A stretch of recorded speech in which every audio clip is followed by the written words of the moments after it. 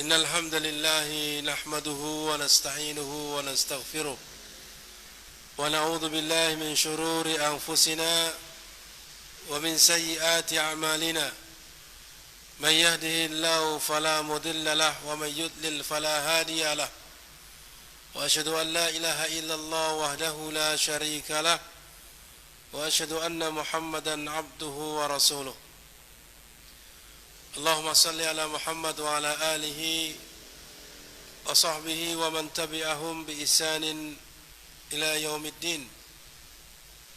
Amma ba'du,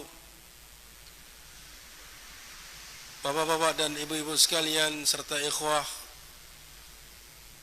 rahimani wa rahimakumullah, semoga Allah Subhanahu wa taala senantiasa memberikan kepada kita keberkahan dimanapun kita berada, memberikan kepada kita kenikmatan, nikmat iman, nikmat hidayah di atas sunnah Rasulullah sallallahu alaihi wasallam.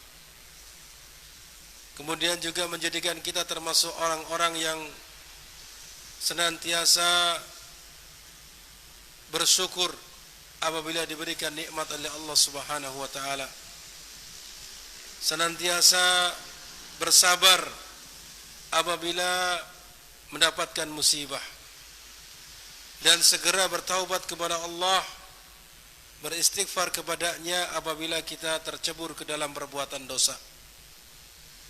Karena itu adalah tanda-tanda seorang hamba diberikan kebahagiaan oleh Allah Subhanahu wa taala. Ketika seorang bersegera untuk bertaubat dari apa yang dilakukannya berupa kemaksiatan, kemudian dia bersyukur kepada Allah Subhanahu wa taala dengan apa yang telah didapatkannya berupa kenikmatan, demikian pula dia bersegera atau bersabar atas musibah yang menimpa, maka yang seperti ini adalah termasuk tanda-tanda dari kebahagiaan seorang hamba. Baiklah, pada pertemuan kali ini insyaallah taala kita akan melanjutkan kembali tentang pembahasan kita prinsip-prinsip dasar yang wajib kita ketahui di dalam akidah kita, yaitu akidah Islam, di mana pada pertemuan sebelumnya telah kita sampaikan tentang beberapa ciri khas daripada agama Islam ini, dan juga contoh-contoh perintah-perintah yang ternyata Islam memerintahkan kepada kebaikan seluruhnya, memerintahkan kepada akhlak yang mulia, dan sebaliknya melarang dari perbuatan-perbuatan yang tercela, perbuatan-perbuatan yang menyebabkan kerusakan di muka bumi, dan juga memerintahkan kepada akhlak yang menjauhkan diri kita agar kita menjauhi perbuatan-perbuatan yang tercela tersebut.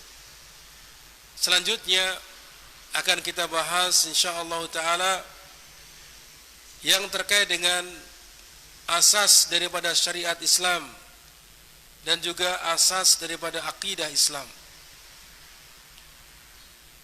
Asas atau mungkin disebut dengan pondasi, disebut dengan dasar, dasar yang paling dasar bagi syariat Islam ini, atau yang diistilahkan dengan arkanul Islam.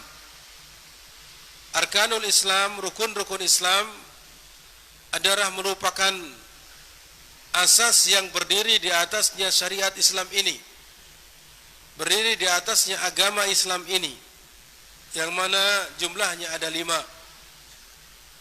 Sebagaimana disebutkan dalam hadis yang diriwayatkan oleh Ibnu Umar radhiyallahu anhuma, bahwasanya dari Nabi sallallahu alaihi wasallam beliau bersabda, buniyal islamu ala khamsin atau ala khamsatin ala an yuwahhidallahu wa fi riwayatin ala khamsin syahadati an la ilaha illallah wa anna muhammadan abduhu wa rasuluhu wa iqamis salati wa ita'iz zakati wa sawmi ramadana wal hajji faqala rajulun al hajj wa siyamu ramadan qala la siyamu ramadan wal hajj hakadha sami'tuhu min Rasulillah sallallahu alaihi wasallam rawahul Bukhari wa Muslim. Bapak-bapak dan ibu-ibu sekalian, dalam hadis tersebut Rasulullah sallallahu alaihi wasallam bersabda, Islam itu didirikan di atas 5 dasar. Yang pertama, ayyuhidallah, yaitu agar dia mentauhidkan Allah. Artinya Allah Subhanahu wa taala ditauhidkan dari macam-macam tauhidnya, baik itu tauhid rububiyah, uluhiyah ataupun asma was sifat. Jadi pertama, dalam satu riwayat disebutkan, yaitu kita hendaknya mentauhidkan Allah Subhanahu wa taala. Di dalam riwayat yang lain ala khamsin, yang pertama adalah syahadati alla ilaha illallah, itu bersaksi bahwasanya tidak ada sembahan hak disembah selain Allah. Ini juga merupakan tauhid. Kalimatut tauhid, bersaksi bahwasanya tidak ada yang berhak disembah kecuali hanya Allah Subhanahu wa taala.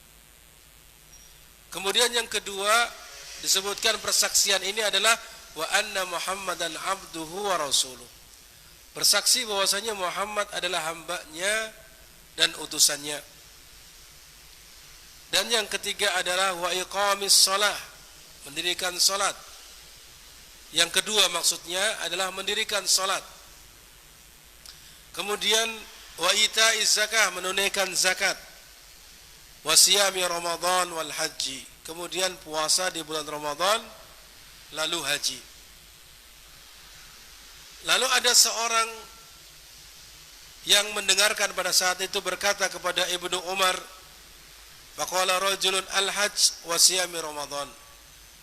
Haji dulu baru puasa di bulan Ramadan. Ya, artinya riwayat yang disebutkan oleh Ibnu Umar tadi, beliau meruntunkan, pertama adalah syahadat la ilaha illallah, kemudian syahadat Muhammad abduhu wa rasuluh, kemudian menunaikan salat, membayar zakat, kemudian puasa di bulan Ramadan, kemudian haji. Ini urutannya. Yang disebutkan dalam hadis itu demikian urutannya. Jadi puasa dulu baru haji.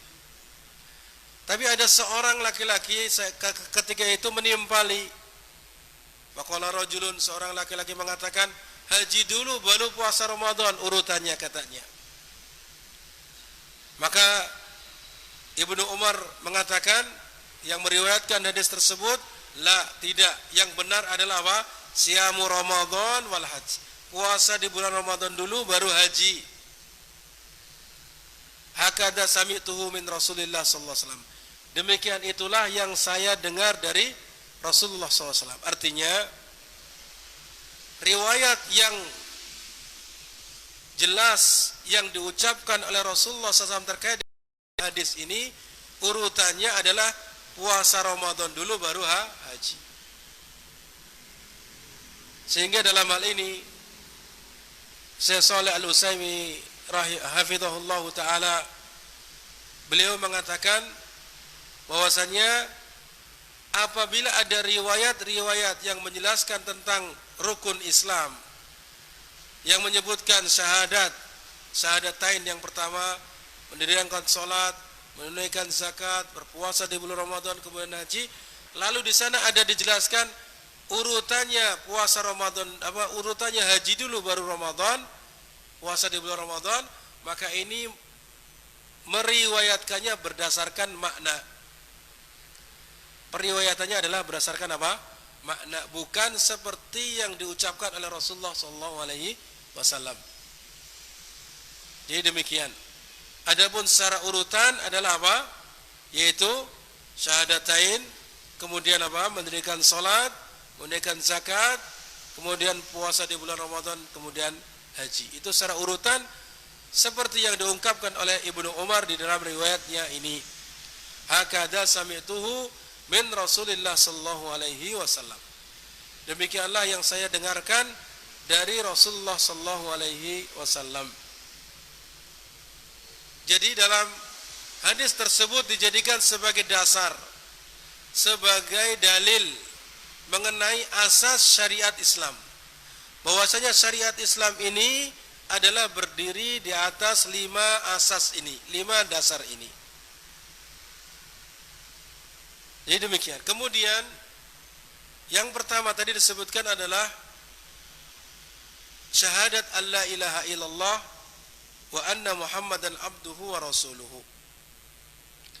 Bersaksi bahwasanya tidak ada sembahan yang berhak disembah kecuali Allah, dan bahwa Nabi kita Muhammad SAW adalah hambanya dan utusannya, hambanya dan rasulnya. Dari sini persaksian itu adalah keyakinan yang kokoh, keyakinan yang kuat, yang diungkapkan dengan lisan, itu persaksian. Ya. Keyakinan yang ada dalam hati ini yang kuat tersebut itu diucapkan dengan lisan sebagai bentuk persaksian. Maka orang yang mengucapkan, orang yang mengatakan dirinya saya bersaksi harus melisankan. Tidak boleh keyakinan itu hanya disimpan di dalam saja, harus dilisankan. Oleh karena itu ketika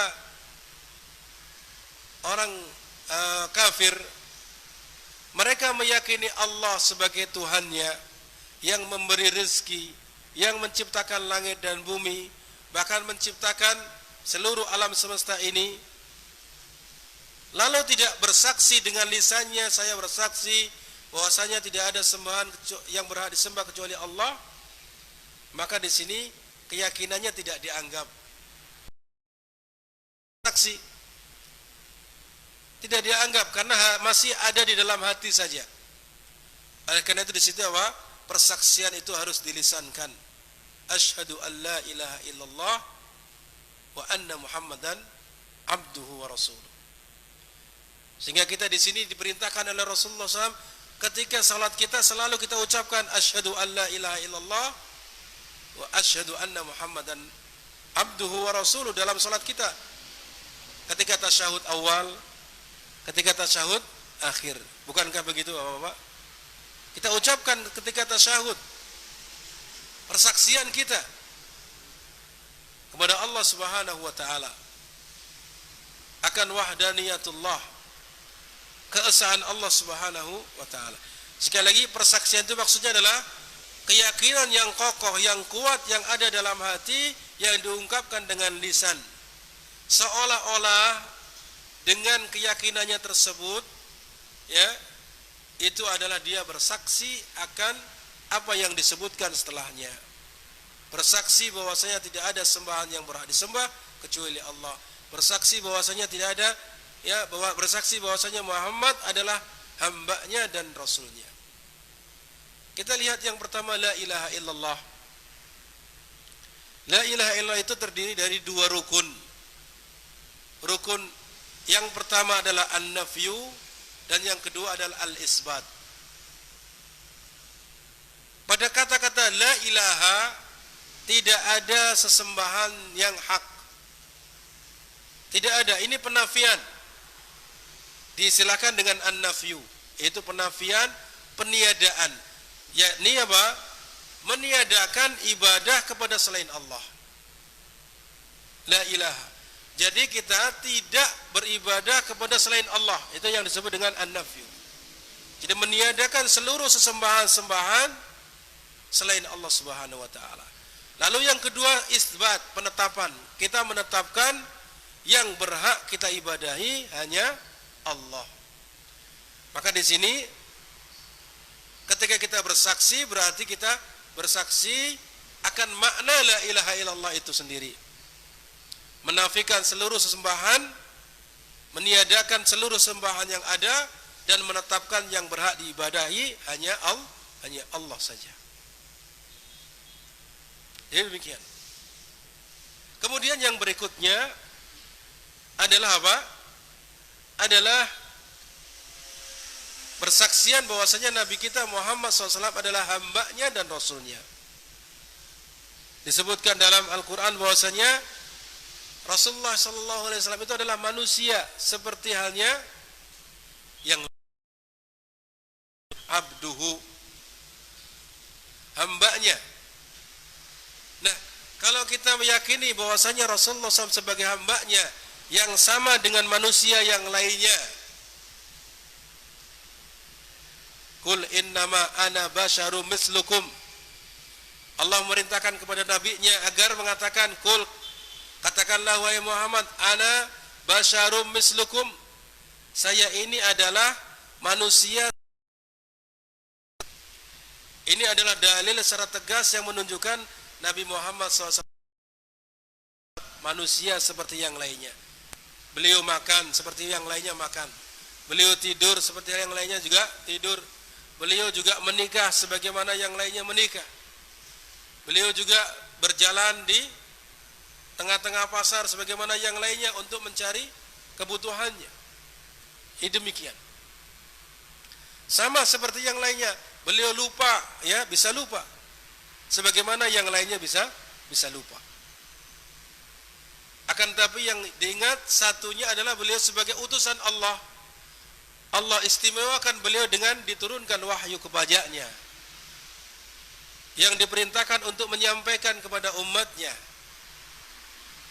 Ya. Karena Rasul itu maksudnya adalah man uhiya ilaihi minal basyari bi syar'in wa umiru bitablighihi, yaitu seorang yang diwahyukan kepadanya dari kalangan manusia,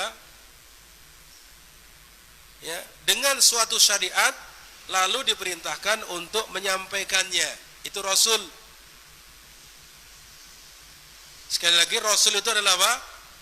Orang yang diwahyukan kepadanya dari kalangan manusia, dengan suatu syariat, lalu diperintahkan untuk menyampaikannya. Sehingga di sini kita tidak boleh meremehkan Rasulullah SAW, karena beliau adalah seorang manusia yang diistimewakan dengan diturunkan wahyu kepadanya, diangkat menjadi utusan Allah Subhanahu wa taala. Jadi di sini ada dua rukun. Beliau adalah manusia biasa yang kita tidak boleh melebihkan kedudukannya sebagaimana orang-orang Nasrani berlebih-lebihan mengangkat kedudukan Nabi Isa alaihissalam sehingga menjadi seperti Tuhan atau anak Tuhan. Ini berlebihan, ghulu. Itu yang dilarang dalam syariat. Bahkan Rasulullah melarang kita, la tutruni kama atratin nasara Isa bin Maryam. Janganlah kalian memujiku sebagaimana orang-orang Nasrani memuji berlebihan Isa ibn Maryam. Jadi demikian. Tidak boleh berlebihan karena beliau manusia biasa.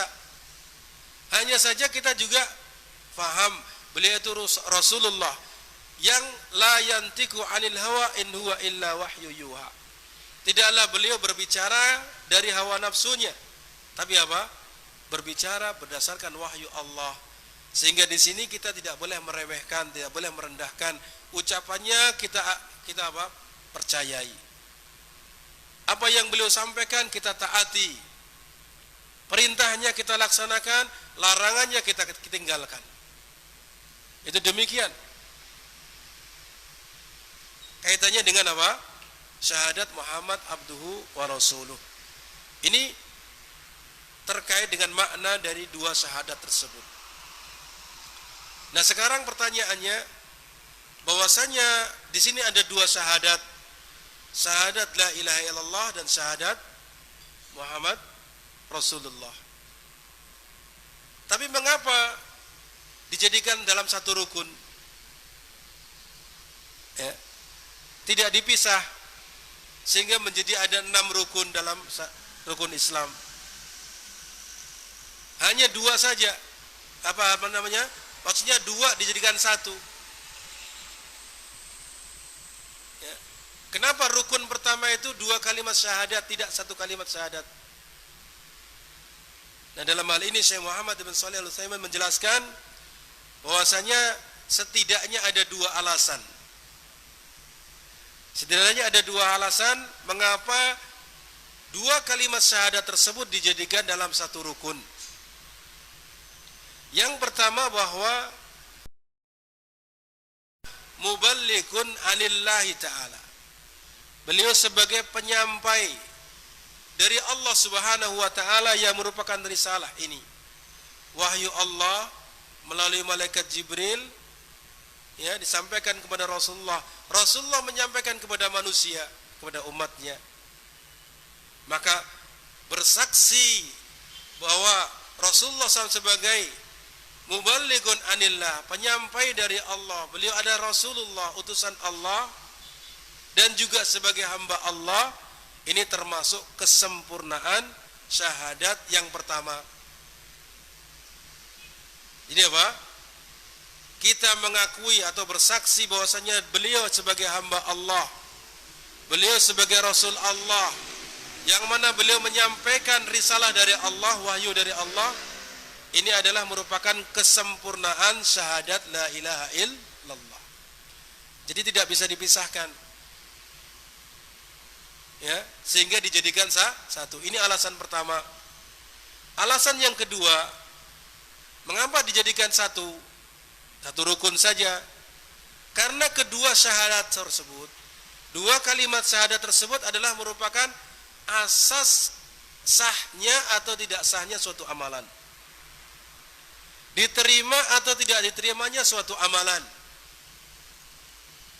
Ya, di mana amalan itu tidaklah akan dianggap sah, tidaklah dianggap atau tidaklah diterima kecuali yang pertama adalah ikhlas dan yang kedua adalah mengikuti petunjuk Rasulullah SAW. Sedangkan ikhlas adalah merupakan apa? Tahqiqu syahadati la ilaha illallah, merupakan perwujudan syahadat yang pertama, yaitu syahadat la ilaha illallah. Adapun yang kedua, mutaba'ah, mengikuti petunjuk Rasulullah SAW adalah merupakan perwujudan praktek dari kehidupan kita apa? Tentang syahadat Muhammad Rasulullah. Sehingga keduanya tidak bisa dipisahkan. Karena amal soleh itu tidak dianggap sebagai amalan yang sah, sebagai amalan yang diterima kecuali dipenuhi 2 syarat ini, ikhlas dan mengikuti petunjuk Rasulullah Sallallahu Alaihi Wasallam. Maka tidak bisa dipisahkan. Saya ulangi bahwasanya perwujudan daripada syahadat la ilaha illallah itu adalah dengan mengikhlaskan seluruh ibadah kepada Allah saja. Yang kedua, perwujudan dalam praktek kehidupan kita. Kita mengakui atau bersyahadat Muhammad abduhu wa rasuluh adalah kita mengikuti petunjuk Rasulullah SAW. Mutaba'ah. Apa yang kita lakukan berupa ibadah harus sesuai dengan petunjuk Rasulullah SAW. Karena keduanya adalah merupakan syarat sahnya amal, merupakan syarat diterimanya amal oleh seorang hamba, maka tidak dipisahkan 2 kalimat syahadat tadi dalam satu rukun. Tidak bisa dipisahkan. Itu diantara alasan mengapa dijadikan sebagai satu rukun. Kemudian yang berikutnya, di antara buah. Apa sih buah syahadat la ilaha illallah Muhammad Rasulullah? Di antara buahnya adalah membebaskan hati dan diri kita dari perbudakan kepada manusia. Membebaskan diri kita dan hati kita dari peribadatan kepada sesama manusia, kepada makhluk. Karena banyak manusia yang secara tidak langsung menghambakan diri kepada manusia yang lain atau makhluk yang lain. Coba mereka yang menyembah kepada selain Allah, bukankah mereka menghambakan diri kepada makhluk? Gimana Bapak-bapak? Benar enggak? Bukankah orang yang menyembah kepada selain Allah mereka menghambakan diri kepada makhluk? Benar? Benar. Oleh karena itu apa? Ketika seseorang mempraktekkan syahadat la ilaha illallah ini berarti apa?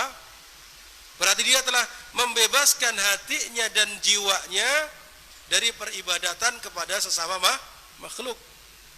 Penghambaan diri kepada makhluk.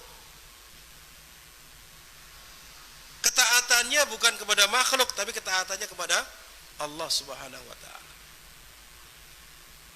Kemudian yang berikutnya di antara buah syahadat tersebut adalah yaitu apa? Membebaskan diri dari mengikuti kepada selain Rasulullah SAW. Ya. Membebaskan diri dan jiwa kita dari apa? Mengikuti selain Rasulullah SAW. Itu ketika kita betul-betul mempraktekkan syahadat la ilaha illallah dan Muhammad Rasulullah. Berarti kalau dia masih mengikuti syariat selain Rasulullah, syahadatnya belum sempurna. Ya. Ketika dia mengikuti syariat yang tidak diajarkan oleh Nabi sallallahu alaihi wasallam, entah itu syariatnya fulan, dia seorang syekh, seorang ya yang ditokohkan. Ketika dia mengikuti syekh tersebut padahal itu menyelisihi syariat Rasulullah SAW, berarti dia telah apa? Berarti syahadatnya belum sempurna, belum diwujudkan dalam praktek kehidupannya.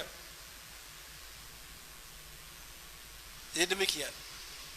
Karena tahqiq syahadat Rasulullah adalah dengan mengikuti petunjuk Rasulullah sallallahu alaihi wasallam. Seperti sekarang ini barangkali sudah banyak menyebar ya kegiatan-kegiatan yang ternyata tidak mengikuti petunjuk Rasulullah sallallahu alaihi wasallam.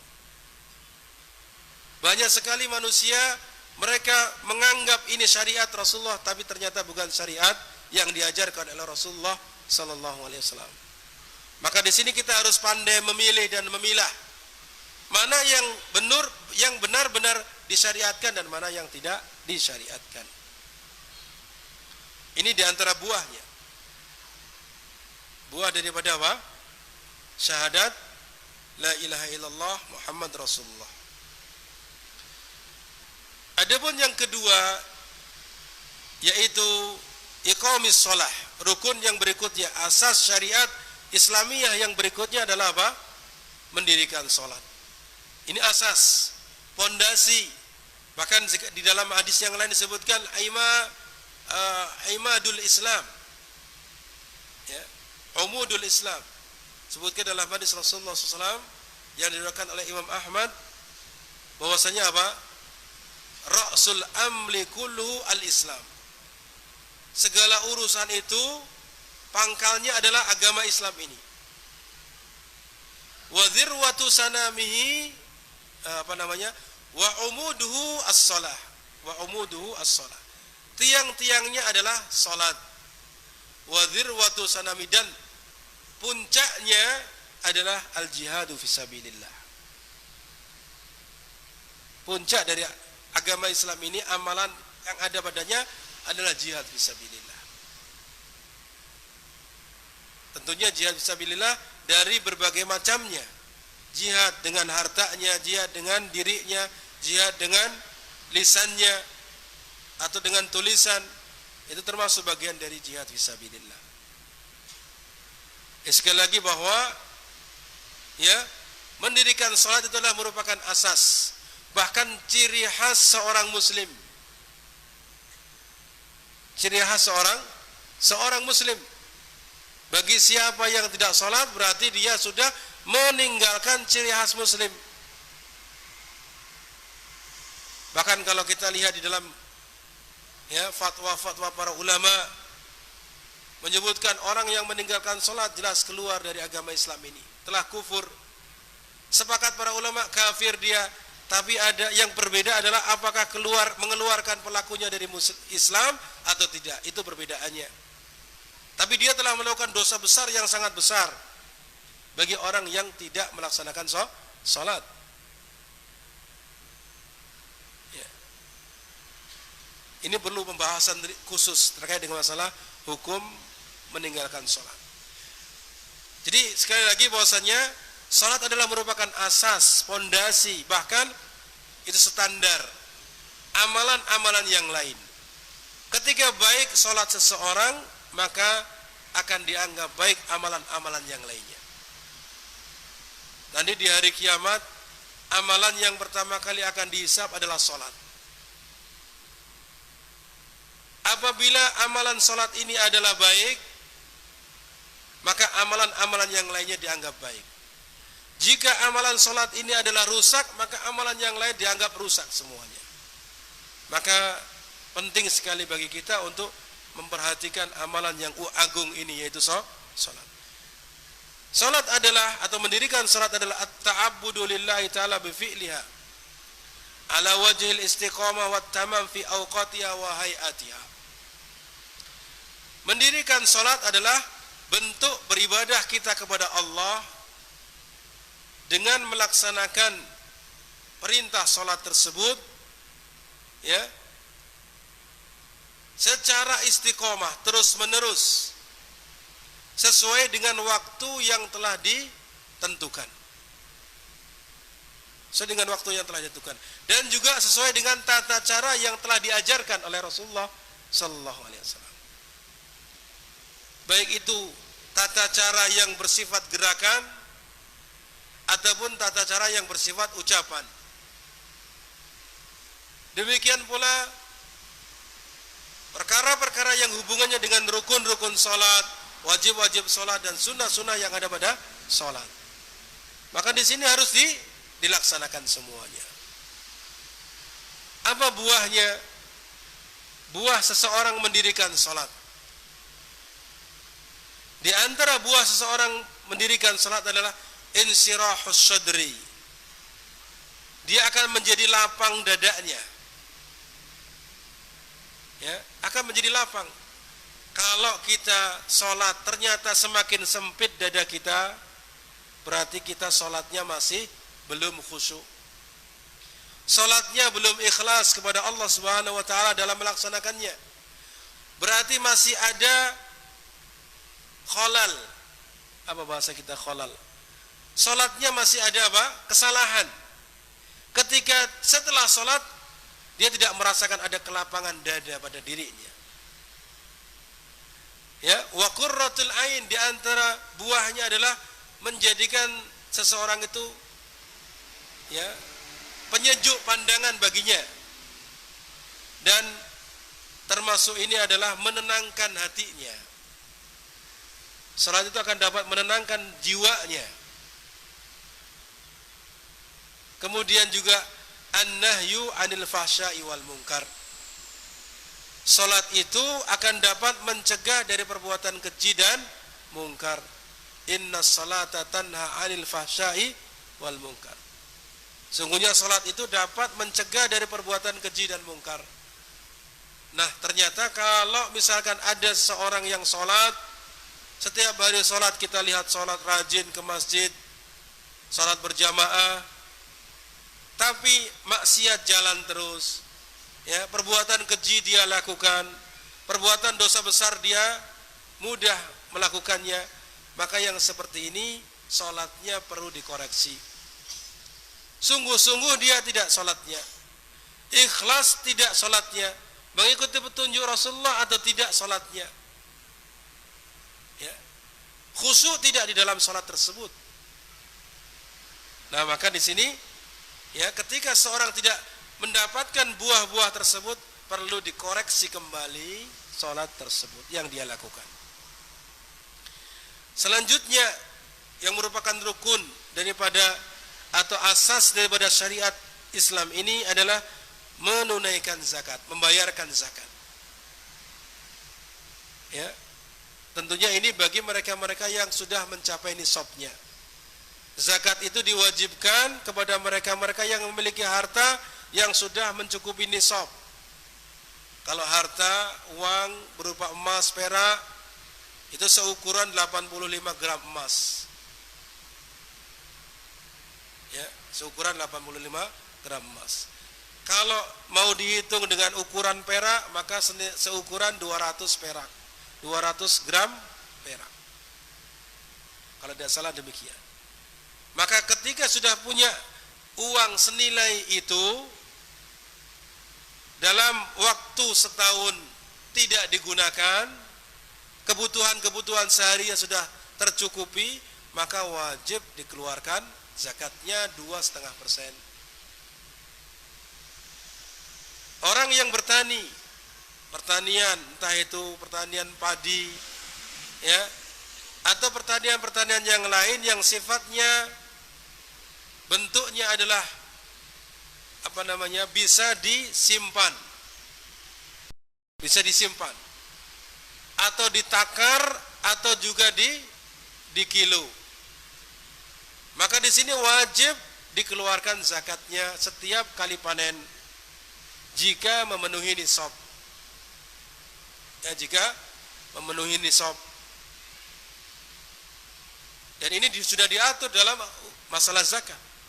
Kemudian yang ketiga, bagi orang-orang yang memiliki hewan ternak. Hewan ternak ini murni bukan untuk tujuan didagangkan, tapi hanya diternakkan saja, dikembangkan, tapi bukan untuk tujuan dijual belikan. Maka di sini wajib jika sudah memenuhi nisabnya, jika berumur setahun. Ya, ini harus umur setahun. Kalau tadi panen, hasil panen setiap kali panen, kalau panen setahun 3 kali, maka 3 kali harus dikeluarkan zakatnya. Itu khusus pertanian. Kalau uang, harta berupa emas atau perak, maka 1 tahun umurnya.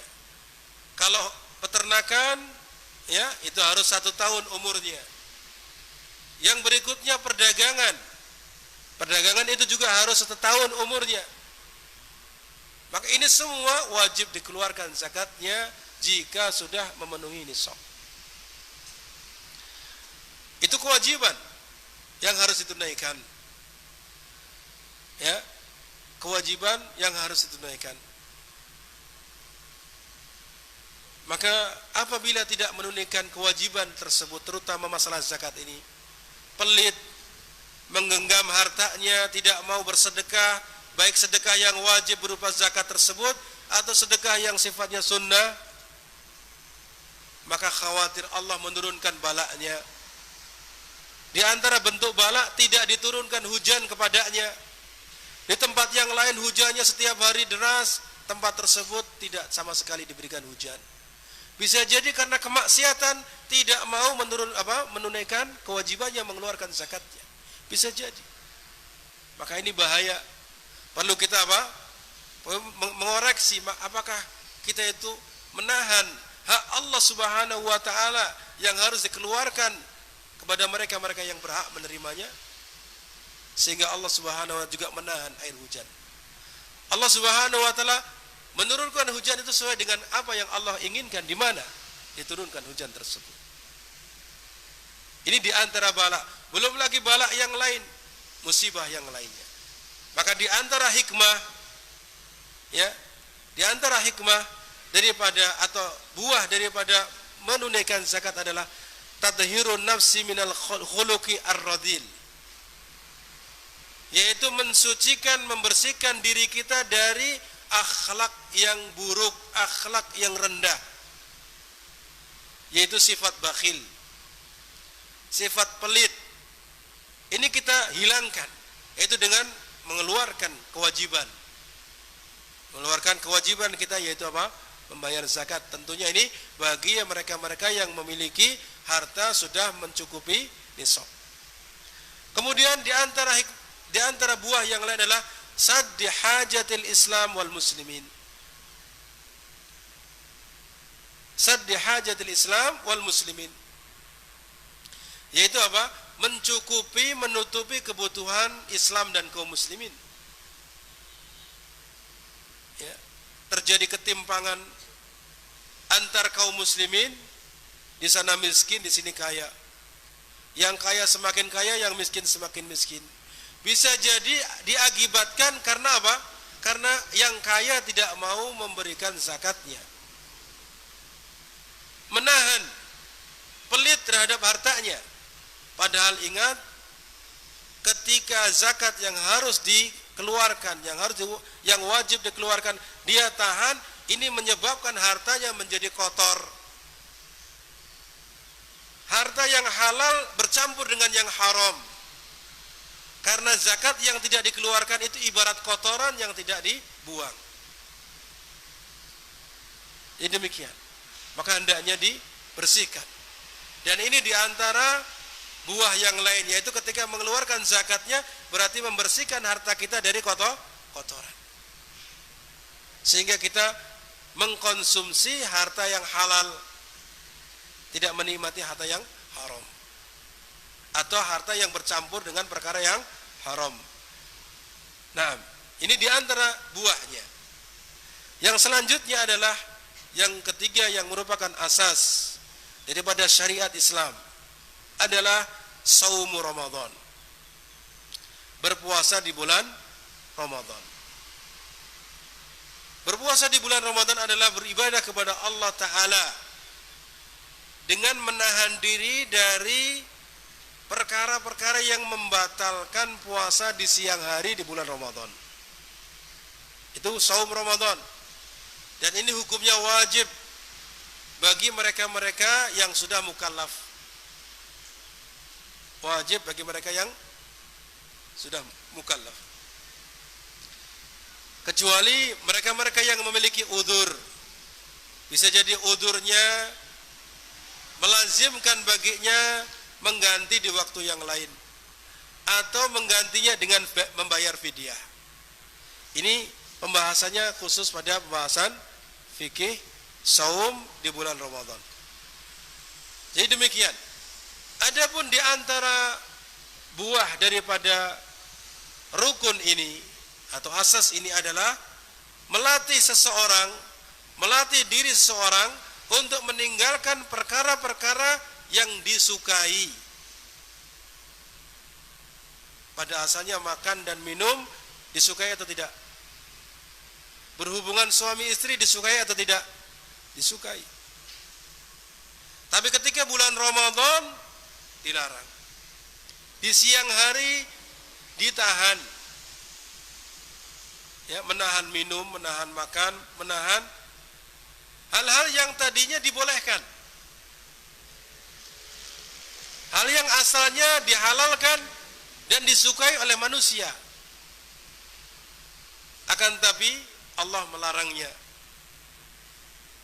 Nah, ketika dia berpuasa di bulan Ramadan tersebut, berarti melatih dirinya menahan diri dari perkara-perkara yang asalnya dihalalkan, yang dia sukai, dalam rangka mengharapkan keridhaan Allah Subhanahu wa taala.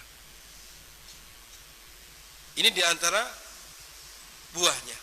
Kemudian berikutnya yang kelima yang merupakan asas daripada syariat Islam adalah menjalankan ibadah haji ke Baitullah bagi yang mampu. Kewajiban menunaikan ibadah haji adalah bagi yang mampu.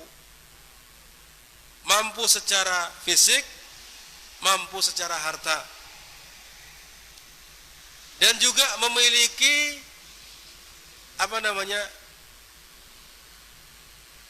kemampuan untuk berangkat ke tempat dilaksanakannya di sana ibadah haji. Dari mulai izin resmi dari pemerintahan, itu bagian dari kemampuan. Kalau tidak memiliki izin resmi berarti dianggap tidak mampu, maka tidak wajib. Berarti kalau misalkan kita sekarang daftar kemudian belum ada izin, belum mendapatkan izin berangkat, ya berarti kita masih belum dianggap mampu. Sini sekarang sudah penuh. Ya, daftar sekarang 25 tahun yang akan datang. Ya. Berarti selama ini ya karena belum mendapatkan izin, karena kita tidak mungkin keluar tanpa izin dari pemerintah resmi, maka maka berarti kita dianggap belum mampu melakukan perjalanan ke Baitullah. Ya. Demikian. Jadi tidak hanya dari fisik saja. Demikian pula tidak hanya sebatas dari harta saja. Lebih-lebih ditambah bagi kaum wanita, dianggap mampu jika dia memiliki mahram. Kalau tidak punya mahram berarti dianggap tidak mampu. Ya, dianggap tidak mampu. Berarti tidak wajib menunaikan ibadah haji jika dia tidak memiliki mahram, walaupun fisiknya masih sehat, kuat, walaupun hartanya untuk dirinya ada. Maka di sini kewajibannya kalau dia memiliki harta lebih membayarkan mahramnya.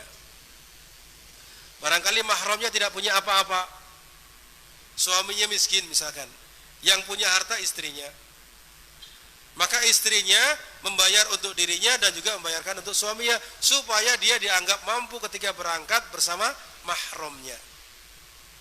Atau mungkin bukan suaminya, kakaknya, yang penting masih ada hubungan mahram yang menjadikan dia bisa berangkat bersama-sama. Kalau belum ada mahram khusus bagi wanita, maka tidak berarti dia dianggap belum mampu. Dianggap belum mampu. Ibadah haji adalah ibadah kepada Allah Subhanahu wa taala, ya, dengan bertujuan ke Baitullahil Haram dalam rangka menunaikan manasik haji. Dalam rangka menunaikan manasik haji sesuai dengan contoh Rasulullah sallallahu alaihi wasallam. Di antara buahnya orang yang menunaikan ibadah haji adalah melatih diri seseorang untuk mengeluarkan hartanya. Karena butuh harta banyak.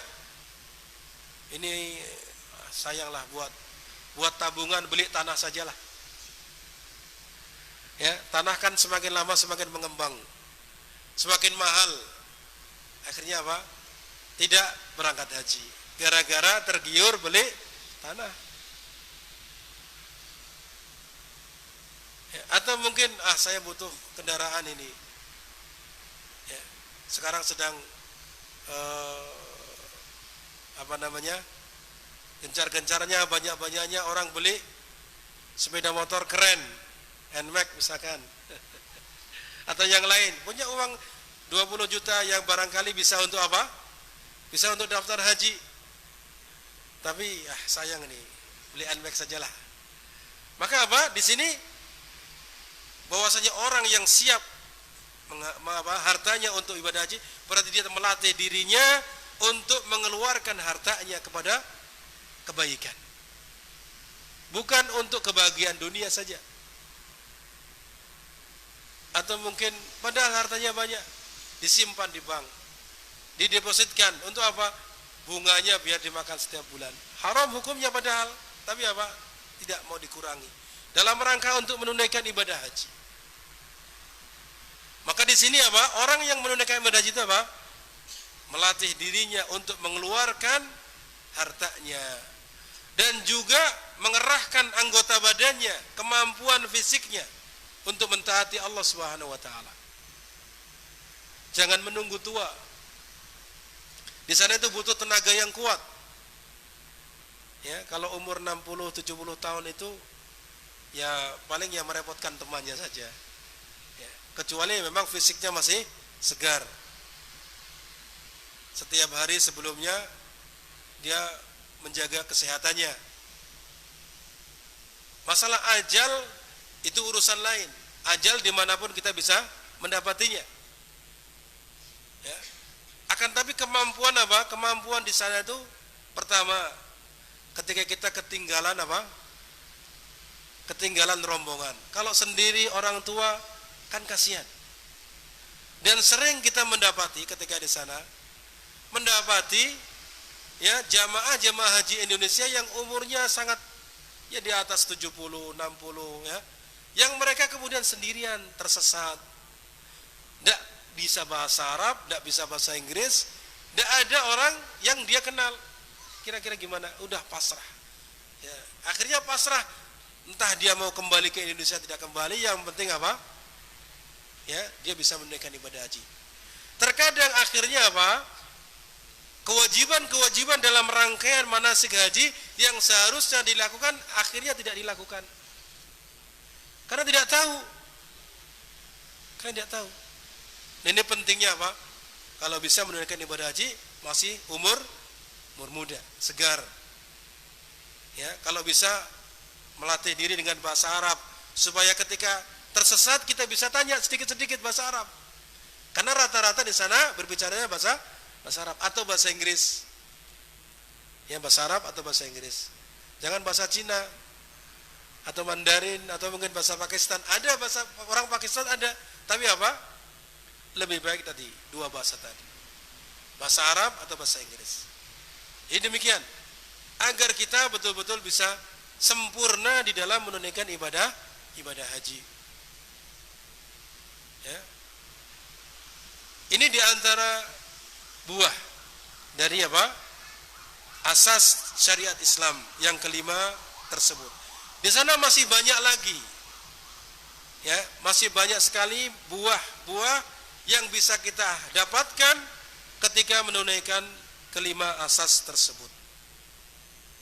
Ketahuilah bahwasanya ketika seseorang mempraktekkan lima asas tersebut, masyarakat kaum muslimin mempraktekkan hal tersebut, niscaya menjadikan kaum muslimin, niscaya menjadikan umat Islam itu akan menjadi umat yang bersih. Umat yang bersih dari apa? Dari dosa, bersih dari kesyirikan, bersih dari kekufuran. Ini jika seluruh kaum muslimin mempraktekkan benar-benar dari asas syariat Islam tersebut. Sehingga mereka beragama kepada Allah dengan agama yang benar. Mereka juga bermuamalah dengan muamalah yang baik kepada manusia, sesama manusia. Ya. Karena apa? Selain daripada syariat Islam ini, selain daripada rukun yang 5 tadi, itu adalah tergantung kepada 5 rukun tadi. Baiknya amalan-amalan yang lain itu tergantung baiknya 5 amalan tersebut. Ya. Jadi apa? Lianna ma siwaha min syara'i Islam yasluhu bi salahi hadil usus. Bahwasanya syariat-syariat Islam selain dari 5 tadi itu tergantung kebaikannya, tergantung daripada kebaikan 5 asas tersebut. Jika 5 asas tersebut adalah berdiri dengan baik, maka insya Allah syariat yang lainnya juga bisa diamalkan dengan baik. Demikian pula sebaliknya, apabila seseorang tidak memperhatikan, luput dari 5 rukun ini, padahal dia sudah wajib melakukannya, maka demikian pula apa? Keadaannya akan menjadi tidak baik. Keadaan seseorang hidup di dunia ini tidak akan baik ketika dia meninggalkan 5 rukun tersebut. Ketika dia meninggalkan 5 rukun tersebut. Di antara dalil-dalil yang menunjukkan hal ini adalah sebagaimana firman Allah Ta'ala, walau anna ahlal qura amanu wattaqaw la fatahna alaihim barakatim minas sama'i wal ard walakin kadzabu faqadnahum bima kanu yaksibun. Apakah penduduk bumi ini, ya, walau anna ahlal qura, kalau olah penduduk suatu negeri mereka beriman dan bertakwa, niscaya akan kami turunkan kepada mereka keberkahan dari langit dan bumi. Akan tapi mereka mendustakan, tidak mau beriman, maka kami hukum mereka, kami azab mereka akibat apa yang mereka lakukan. Afa amina ahlul qura, apakah penduduk suatu negeri merasa aman? Akan datang kepada mereka ayat tidak baksuna bayatan wa hum naimun. Datang kepada mereka musibah, hukuman dari kami, kata Allah Subhanahu wa taala, di malam hari ketika mereka masih tidur. Apa yang terjadi ketika mereka masih tidur? Ya. Maka niscaya apa? Mereka akan dibinasakan oleh Allah Subhanahu wa taala. Awa amina ahlul qura ayatihum ba'suna duha wa hum yal'abun. Apakah mereka merasa aman, penduduk suatu negeri merasa aman dari azab yang akan kami turunkan di waktu duha, sedang mereka sedang bermain? Afa aminu makrallah, apakah mereka merasa aman dari makar Allah? Maksudnya makar Allah di sini adalah apa? Hukuman Allah, azab Allah Subhanahu wa taala kepada suatu penduduk. Fala ya'manu makrallah illa al-qaumul khasirun. Tidaklah merasa aman dari makar Allah dari hukuman Allah kecuali orang-orang yang rugi. Kecuali orang-orang yang rugi. Kalau mereka merasa tenang-tenang saja, tidak ada masalah, tidak mungkin azab itu datang ke tempat ini, tidak mungkin hukuman Allah itu datang ke tempat ini kan negeri aman, tenang, jauh dari lautan, jauh dari pegunungan, tidak akan tertimpa letusan gunung, tidak akan kena tsunami. Jangan anggap itu kita merasa aman dari hal tersebut. Bisa jadi dari bawah, apa yang diistilahkan dengan khosaf, ditenggelamkan penduduk bumi ke dalam tanah, bisa jadi. Kita tidak tahu, maka jangan merasa aman dari makar Allah. Sehingga kita kita selalu mendekatkan diri kepada Allah dengan beriman dan bertakwa kepadanya. Di samping kita akan aman, di samping Allah akan menjaga kita, maka Allah akan menurunkan keberkahan dari langit dan bumi. Ini tidak lain adalah dengan cara apa? Dengan cara mempraktekkan rukun iman tadi, rukun Islam tadi. Dengan cara mempraktekkan asas syariat Islam ini. Kalau kita lihat bagaimana kaum-kaum yang terdahulu, kaum Nabi Lut, ketika diingatkan kepada mereka tentang perbuatan buruk mereka, apa kata mereka? Lah kamu sok suci. Kata mereka demikian. Kepada siapa? Kepada Nabi Lut. Engkau ini adalah sok suci. Innahu qaumun yatatahharun. Jadi begitu. Menganggapnya orang-orang yang mengingatkan keburukan mereka, kemaksiatan mereka, kekufuran mereka, dianggapnya adalah orang-orang yang sok suci. Sama sekarang begitu, ketika ada orang yang rajin ibadah, kemudian dianggap seperti itu, maka bahaya, sehingga Allah Subhanahu wa Ta'ala turunkan kepada mereka azab dengan dibalikkan yang atas menjadi bawah ke dalam tanah. Waliyadzubillah. Dan juga umat-umat yang lainnya, dan itu menjadi pelajaran bagi mereka-mereka yang memiliki akal, yang dapat mengambil pelajaran tersebut, sehingga kita tidak merasa aman dari azab dan hukuman Allah Subhanahu wa Ta'ala, sehingga kita berusaha beriman dan bertakwa kepada Allah dengan menjalankan syariat Allah Subhanahu wa Ta'ala. Jadi demikian. Kemudian selanjutnya asas akidah Islam. Kalau tadi adalah asas syariat Islam atau yang diistilahkan dengan rukun Islam. Kalau berikutnya adalah asas akidah Islam. Yang mana akidah Islam ini asasnya ada 6. Asasnya ada 6, yaitu beriman kepada Allah, beriman kepada para malaikat Allah, iman kepada kitab-kitab Allah, iman kepada rasul-rasul Allah dan hari akhir, serta beriman kepada takdir, yang baik ataupun yang buruk. Dan itu berdasarkan dari Al-Quran dan Sunnah. Asas akidah Islamiyah itu berdasarkan Al-Quran dan Sunnah, di mana di antara dalilnya adalah firman Allah Ta'ala, laisal birra an tuwallu wujuhakum qibala al-masyriqi wal maghrib walakinnal birra man amana billahi wal yawmil akhir wal malaikati wal kitabi wan nabiyyin. Bukanlah kebaikan itu kalian mengarahkan wajah kalian ke timur atau ke barat. Jadi kebaikan itu bukan itu. Bukan kalian mengarahkan wajah kalian ke arah timur atau ke arah barat. Walakinnal birra, akan tapi kebaikan itu diukur dengan apa?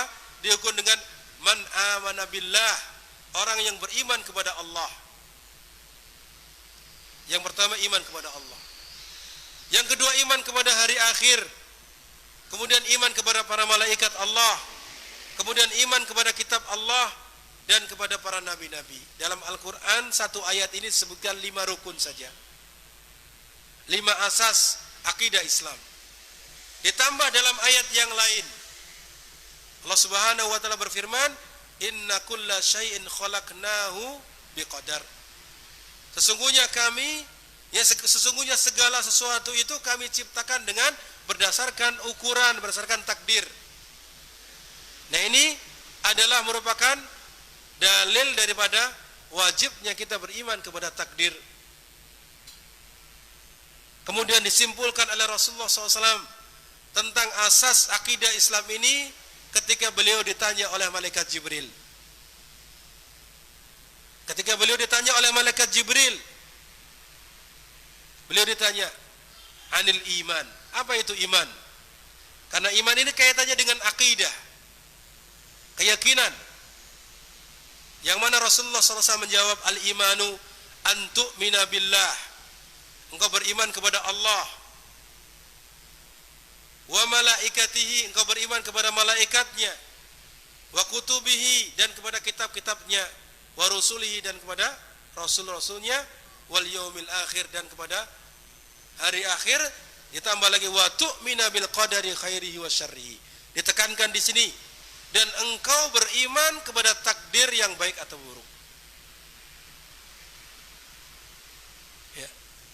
Engkau beriman kepada takdir yang baik ataupun buruk. Jadi kalau dalam ayat Al-Qur'an itu sebagian dalam satu ayat, kemudian yang satu lagi di ayat yang lain. Nah, ini terkadang menjadikan orang tidak mau mengimani takdir. Bahkan itu terjadi ketika di zaman sahabat masih hidup. Ada di antara mereka yang tidak mau iman kepada takdir. Maka ketika mereka mendengar, ketika sahabat Rasulullah mendengar ada di antara kaum muslimin yang tidak mau beriman kepada takdir, maka sungguh apa? Mereka tidak akan pernah diterima ibadah mereka. Walaupun mereka mensedekahkan emas segunung Uhud, tidak akan diterima di sisi Allah Subhanahu wa taala. Demikian kata Ibnu Abbas kalau tidak salah. Ketika beliau bertemu dengan seorang tabi'in yang mengatakan bahwasanya di suatu kaum ada di antara mereka yang mengaku muslim tapi tidak mau beriman kepada takdir. Maka beliau mengatakan kepada mereka, sampaikan kepada mereka bahwasanya kewajiban mereka mengimani kepada takdir. Apabila mereka tidak mau beriman kepada takdir di saya, kalaupun mereka berinfak sebesar gunung Uhud berupa emas, maka Allah tidak akan menerima infak tersebut, sedekah tersebut. Ini menunjukkan kewajiban seseorang itu beriman kepada takdir Allah Subhanahu wa taala, baik yang buruk atau yang baik. Dan insyaallah akan kita jelaskan satu persatu iman kepada Allah itu seperti apa. Iman kepada malaikat itu seperti apa? Kepada kitab itu juga seperti apa? Insyaallah pada pertemuan-pertemuan berikutnya biidznillah taala. Mungkin pada pertemuan kali ini sampai ini saja. Apabila ada hal-hal yang ingin diterjangkan, kami persilakan. Saya akhiri, wassallallahu ala nabiyina Muhammad wa ala alihi wa sahbihi ajma'in. Assalamualaikum warahmatullahi wabarakatuh. Nah, silakan.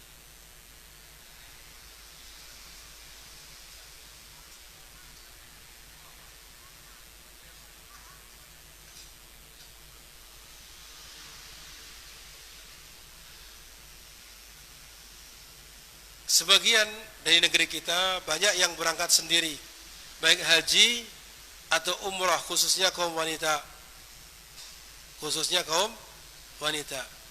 Maka sebagaimana yang telah kita jelaskan tadi, dan juga berdasarkan hadis Rasulullah SAW, la tusafirul mar'ah illa ma'a awdi mahramin.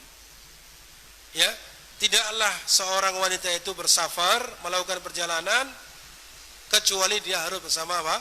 Illa ma'adhi mahram, kecuali dia bersama mahramnya. Di sini larangan dari Rasulullah SAW. Berarti kalau dia bersafar tanpa mahram telah melanggar larangan Rasulullah. Berdosa atau tidak? Berdosa. Maka selama dalam perjalanan tersebut dia berdosa. Tapi apakah hajinya tidak sah? Maka para ulama dalam masalah ini itu tidak ada hubungannya sah atau tidak sahnya haji. Hajinya tetap sah, umrohnya tetap sah, tapi dia berdosa. Kenapa? Berdosa melanggar larangan Rasulullah, yaitu tidak safar tidak dengan mahram. Demikian. Maka ya wanita bersabar menunggu kalau ada mahram baru berangkat. Demikian. Tidak berangkat sendiri supaya tidak berdosa. Nah, barangkali di negeri kita itu mengambil fatwa atau ada fatwa di antara mereka, Allahu a'lam bishawab, bahwasanya kalau rombongan sesama wanita yang terjaga itu sudah dianggap sama-sama mahram, begitu, merasa aman. Maka yang seperti ini sekali lagi tidak memenuhi apa yang dimaksudkan dalam hadis tadi. Para ulama mengatakan ini menyalahi syariat. Ya, tidak ada di zaman Nabi SAW. Padahal mereka juga wanita dalam keadaan aman pada saat itu. Bahkan pada saat itu adalah keadaannya sangat-sangat aman. Akan tapi Rasulullah SAW tidak memberikan keringanan kepada mereka, kaum wanita berjalan sendiri, rombongan wanita tanpa ada mahram bagi mereka. Tidak ada. Ini demikian. Allahu a'lam bishawab. Nah.